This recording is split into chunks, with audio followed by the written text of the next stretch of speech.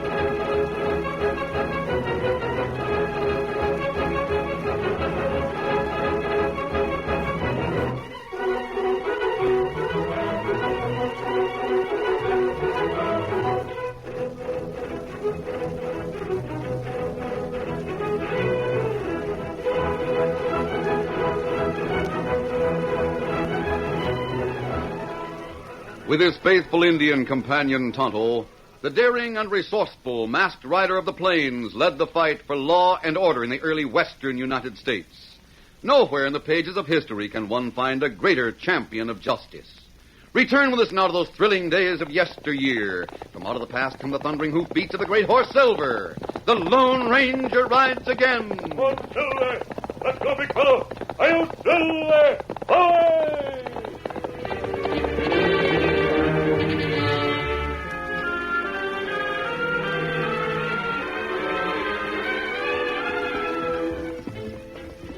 For a good many days, the Lone Ranger and his Indian companion Tonto had been riding northward with little rest. It was not until they were almost at their journey's end that Tonto finally asked a question that had bothered him since they left their camp in the Enchanted Hills. Kimasabi, Yes? you not say where we heading, or why we ride to north? Hello. I wanted to see how long it would be before you'd ask me that. Oh, You waited a long time. if you not want to say... I'll tell you now. We're going to Fort Laramie. Fort Laramie? Yes. You've heard of it, of course. Oh, me hear Fort. But why we go there? You remember some days ago we stopped at the mission to see the Padre? Uh-huh. While you were out watering the horses, the Padre showed me a letter from Colonel Howard, who's in command at Fort Laramie. Colonel Howard. Him same one who was at Fort Davis? Yes. Colonel Howard asked the Padre to get in touch with me. The letter had arrived that morning and said that Colonel Howard was very anxious to see me personally. Well, him not have you ride long distance, but not important, Kimasabi. Yes, I know, Tonto. I feel certain it must be a very important matter. That's why we set out immediately. We'll reach Fort Laramie by sundown if we push a bit. I'm anxious to know why the Colonel sent for me. Come on, Silver. Get him up, Scout.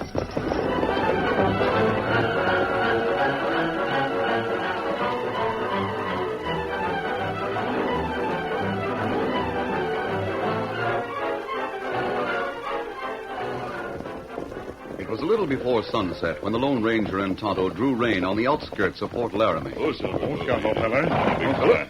Oh, why we stopped, Kimasabi?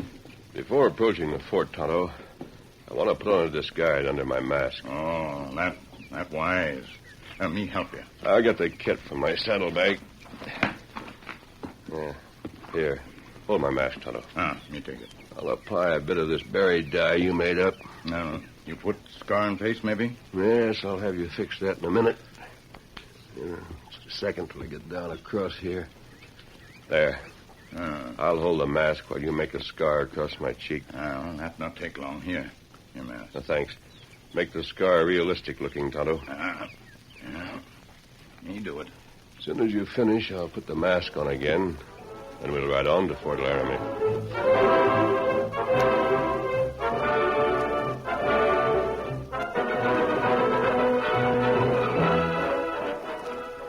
It was a short time later when one of the troopers at Fort Laramie entered the colonel's quarters.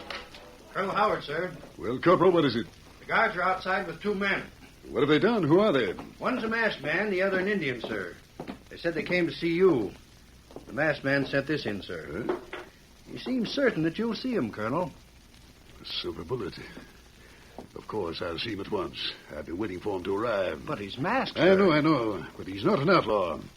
He wears that mask for a certain purpose. Ask him to ride in. Yes, sir. Colonel Howard will see you, sir. Thank you, Corporal. Hello. You wait with the horses. You wait out here.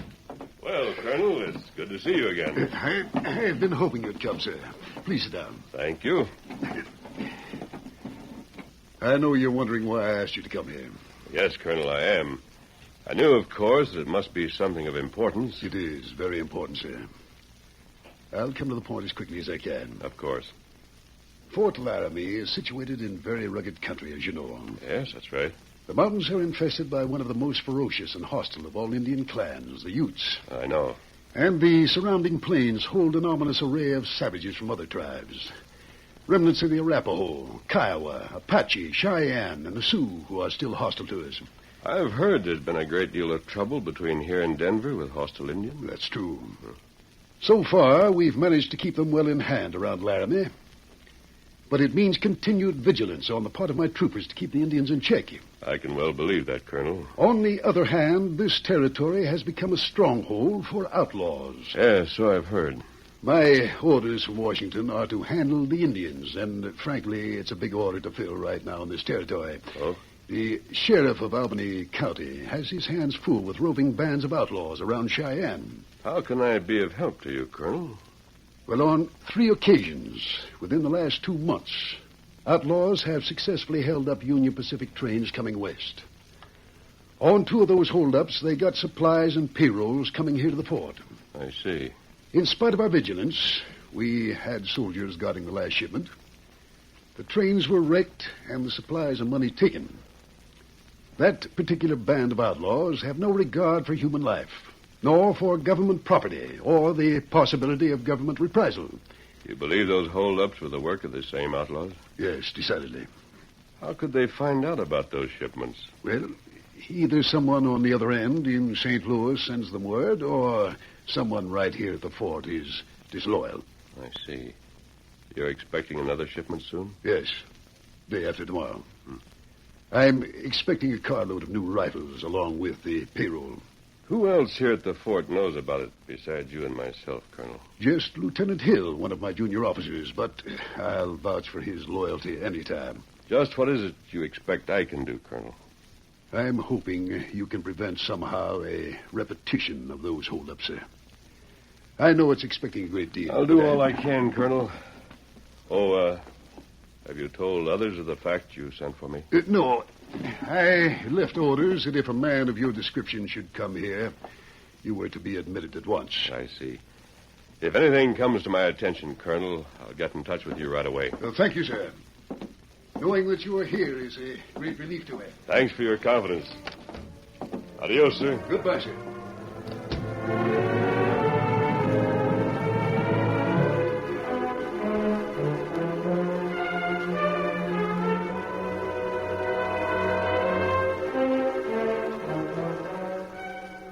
Meantime, in a hideout in the mountainous region outside of Laramie, a heavy-set man by the name of Greg Beeler, an outlaw chief, sat in his headquarters talking to a hard-featured young man who had just entered. Well, Nolan, got any news for me this time? That depends on what you call news, Greg. Lieutenant Hill was by to see my sister again last night. Did you find out anything? Yeah. He said he couldn't stay. Just came into the settlement to pick up an important dispatch at the telegraph office. That must mean another shipment is ready to leave for Fort Laramie. That's what I figured. I questioned my sister Judy and found out that the lieutenant isn't going to get to see her any time Friday. That's 3 days from now. The only days he misses seeing Judy is when the payroll and supplies are coming in. Those are the days he always has to stay right at the fort. Yep, that's right. Then that means a payroll and stuff is coming on the westbound Friday afternoon. That's the way I figured, too. That romance the lieutenant is having with your sister is sure to our advantage. They don't realize that between them, they give us enough information to figure out things. That isn't all either, Greg. No? What else you find out? Well, I was sort of joshing Hill about the troopers having their hands full and needing reinforcements out here. Well? Well, he said it was impossible for him to get more troopers for a while, but that after this week, they'd be in a better position to handle the Indians and outlaws. What do you make of that? I was thinking he meant maybe they were getting plenty of ammunition and rifles in that new shipment. Nolan, I bet you hit it that time. I'm going to get some of the others in here. We'll lay plans for wrecking and robbing that Friday westbound.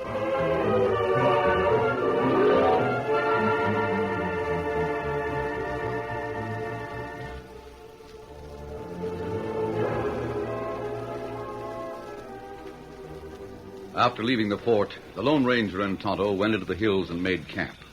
The Lone Ranger told his Indian companion the result of the meeting with Colonel Howard. You think maybe Lieutenant take word to outlaws, Kemosabe? The colonel says he trusts Lieutenant Hill, Tonto. Of course, it's possible that Hill is disloyal in spite of how the colonel feels about it. Oh, that's right.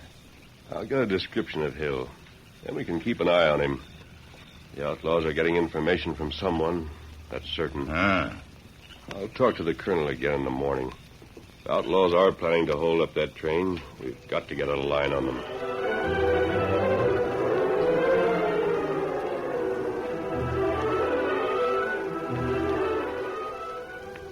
The following day at the fort, the Lone Ranger saw Lieutenant Hill.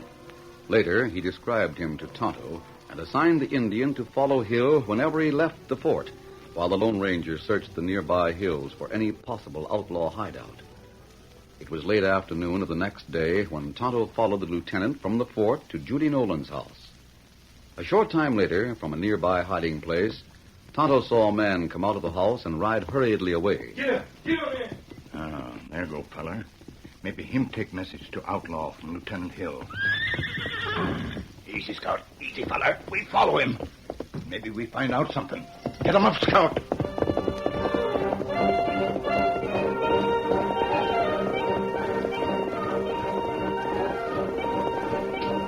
Tonto followed Nolan for several miles. Finally, coming around a bend in the trail, he discovered Nolan was not in sight.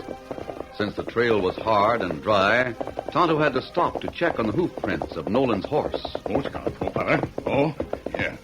We look for signs, Scout. Here. Here, hoof prints. Fella, go on trail further. Now. Get him up, Scout. Tonto rode on slowly, watching for the place where Nolan had possibly turned off the trail. He approached a spot along the trail where there were many boulders on the hillsides. Suddenly... Oh, Scout. Oh, fella. Easy, fella. Turn around and go back, Injun, or I'll tell you from the left. I got you covered from behind this boulder. Tonto heard the voice, but he couldn't see Nolan, who was well hidden behind one of the boulders. He sat motionless for a moment, feeling that perhaps if he did turn around to go back, he might get a bullet between his shoulders from behind. You heard what I said, Injun? Turn around and get going. The Indian's keen eyes moved in the direction from which the voice had come. This time, Tonto saw the glint of a gun over the top of one of the low boulders. Then his motionless figure sprang into fast action. Me not turn back.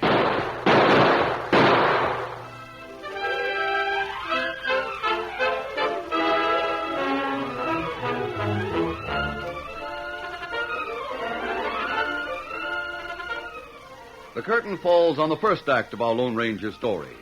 Before the next exciting scenes, please permit us to pause for just a few moments.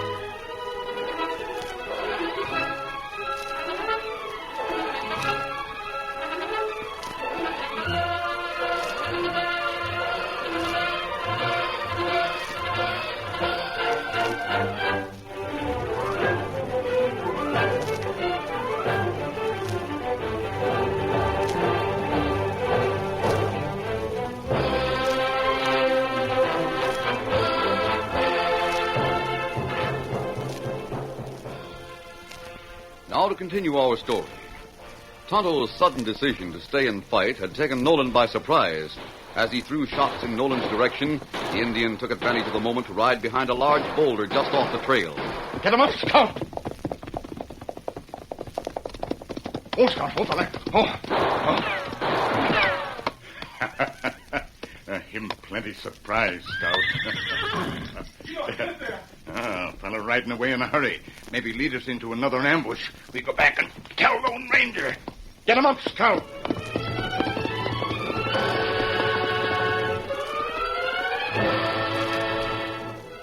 Later, Tonto met the Lone Ranger and told him what had happened.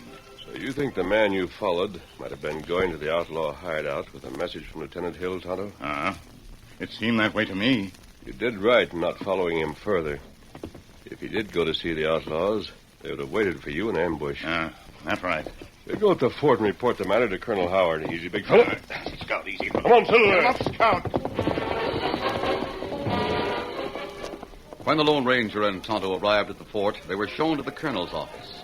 2 men were there, Lieutenant Hill and Jim Nolan, whom Tonto recognized as the man he had followed. The colonel explained. Jim Nolan came to Lieutenant Hill and reported that he had been followed by an Indian on the trail to his mining claim in the hills. Now he says the Indian was Tonto. That's right, it was him. That's right. Me think maybe you outlaw. That's a funny one. I can vouch for Jim Nolan, sir. I see. Lieutenant Hill is engaged to Nolan's sister, Judy. Naturally, he knows Jim very well. Tonto seems to have made a mistake, as you said, Colonel. He saw Nolan riding into the hills, becoming suspicious, followed. I understand there was shooting. Sure. As soon as I found out an Injun was following me, I decided not to take any chances. I warned him with a bullet and told him to turn back. That's right. Well, fortunately, no harm was done. Jim came right here to the fort and told me about it. Thinking your friend might be a hostile Indian. If I was in with outlaws, I sure wouldn't come here like that, mister. Maybe not. Why do you say that? Oh, no reason at all. Forget it, Nolan. Well, Colonel, we were coming to report the same incident, so there's no need for us to stay longer. The colonel tells me you're trying to help us find There's out... no need to mention that now, Lieutenant. Of course, sir. We'll leave now. Goodbye, Colonel. Goodbye, sir. Come along.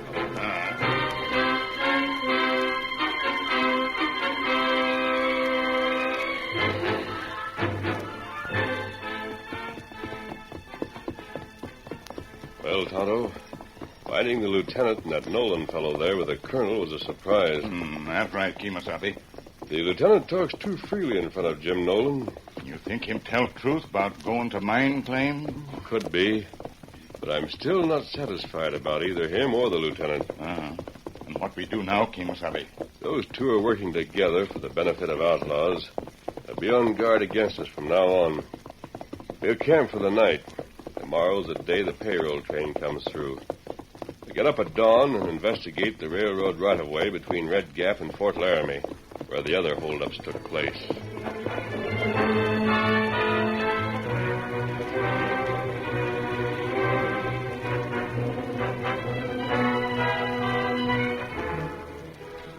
That night, Jim Nolan made a report to the outlaw chief, Greg Beeler. Greg, I come out to tell you there's a masked armory with an Injun who are here to help prevent a holdup. Masked hombre, you say? Yeah, rides a big white stallion.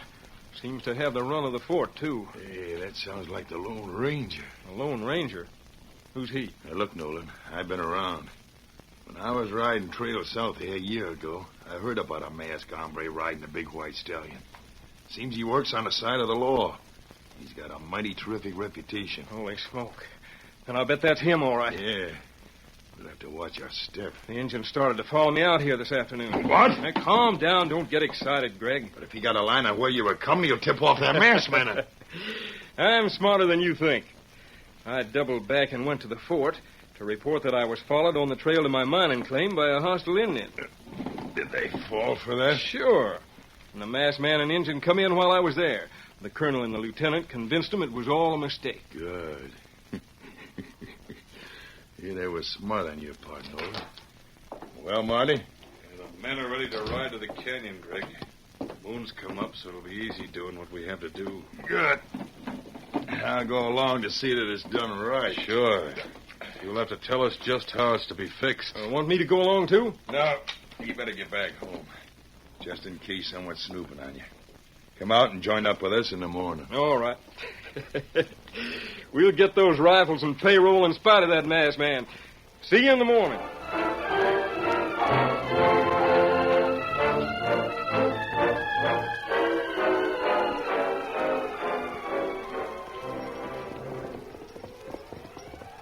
The following morning, the Lone Ranger and Tonto left camp at dawn and rode toward the hills. What Colonel planning to do, Kimasabi? If train come today with payroll, maybe even have troopers waiting for outlaws. The Colonel plans to send what few troopers he has available to Red Gap to board the train, Tonto. Others will be at the station to unload the rifles when they arrive. You think maybe outlaws try to hold up train? Oh, that's hard to say.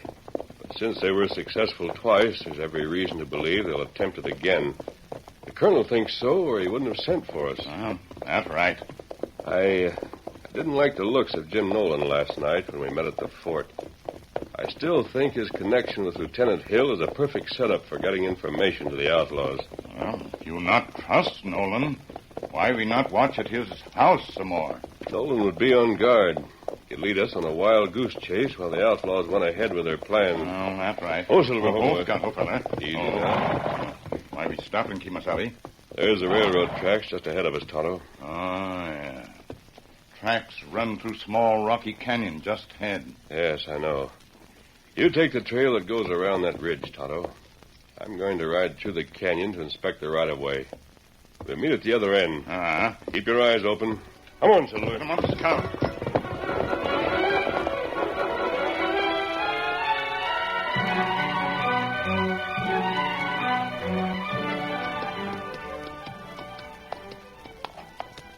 The Lone Ranger moved slowly onto the right-of-way and followed the railroad tracks into the canyon. The steep, slanting sides of the small canyon were covered with large boulders and scrub brush, providing a secure hiding place and vantage point for anyone who might want to watch the railroad tracks below. Easy, big fella. Thinking Silver's whinny had been a warning, the Lone Ranger glanced keenly at the slopes on each side, but saw nothing. Then once again he fastened his eyes on the right-of-way. Suddenly he saw something that set his nerves tingling. The spikes had been removed from one small section of the rails, enough to throw the train, which was due at any moment, smashing into the rocky side of the canyon. The Lone Ranger didn't change his expression or Silver's pace. He knew now that Silver's whinny had been a warning that the many boulders hid outlaws waiting to swoop down on the wrecked train. He knew, too, that they were probably watching him, waiting to see if he discovered their plan. Steady, fella. Slowly he rode onward, giving no sign of what he had discovered, until he heard a sound that called for immediate action. The train's coming. I'll have to stop it before it comes around the bend. Come on, Silver.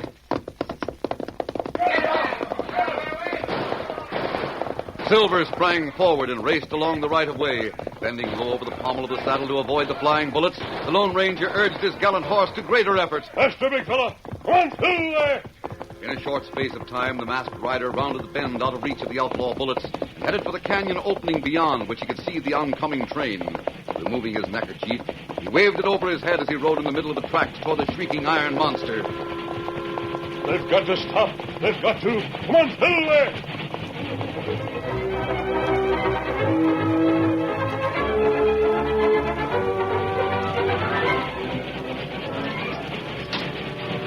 Meantime, in the cab of the train, a trooper stood beside the engineer. Look at that. A masked man on a white stallion, plumb in the middle of the tracks. If that fool outlaw thinks he can stop this train, he's crazy. Give him some lead, soldier, as we go by. Yeah, there might be others waiting just... Hey, that's the masked man who was at the fort, the colonel's friend. What do you mean? Stop the train. Stop it quick. All right, if you say so.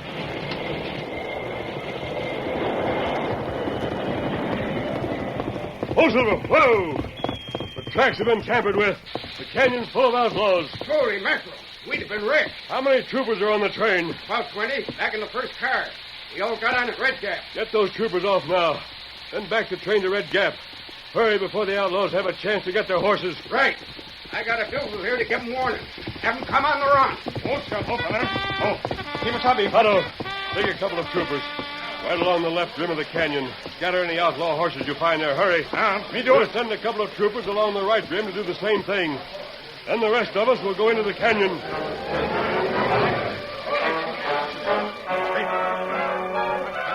Leaving Silver ground hitched at the edge of the canyon, the Lone Ranger moved into the canyon on foot with the troopers. He had them scatter, spreading out along the sides of the canyon, firing at anybody they saw among the boulders. Moving slowly forward, the troopers made every shot count. The Lone Ranger in the lead was determined that none escaped. The troopers were amazed and encouraged to see the way he disregarded the danger of whining bullets. Oh, let them get up to the rim. Moving amongst the boulders with blazing guns, the Lone Ranger finally came upon the man he had hoped to find, Jim Nolan. Nolan, you're the one man I want. Rick, it's a masked man. No, you won't. My leg. Drop your gun, you. I'll give you the same. Don't shoot. Your plan failed. Troopers haven't let one man escape. The fight's over. You and a few others, Nolan, have some explaining to do to the colonel.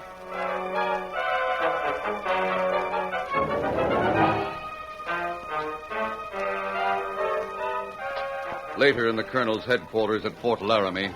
Colonel, I'm glad that Nolan has cleared Lieutenant Hill of any disloyalty by his confession. I'm sure the lieutenant will be careful of what he says from now on when he visits his lady. Colonel, I didn't realize Jim Nolan could do such a thing. He took advantage of your friendship, Lieutenant.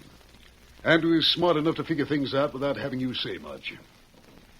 I'm sure, though, that Miss Nolan is all you think she is. It's unfortunate that she has such a weak brother. Thank you, sir.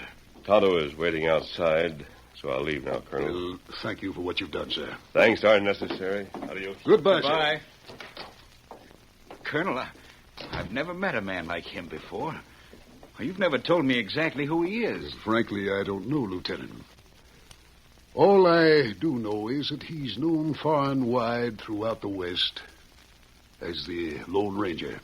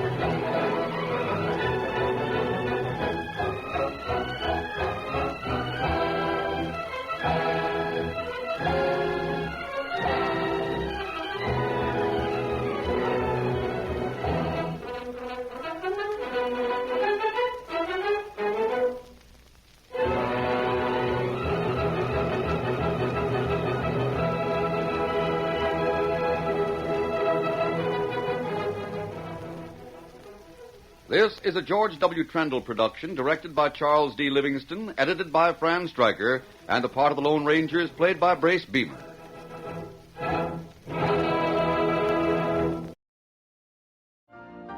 You've been listening to the OTR Gold Network. Find more classic radio at otrgold.com.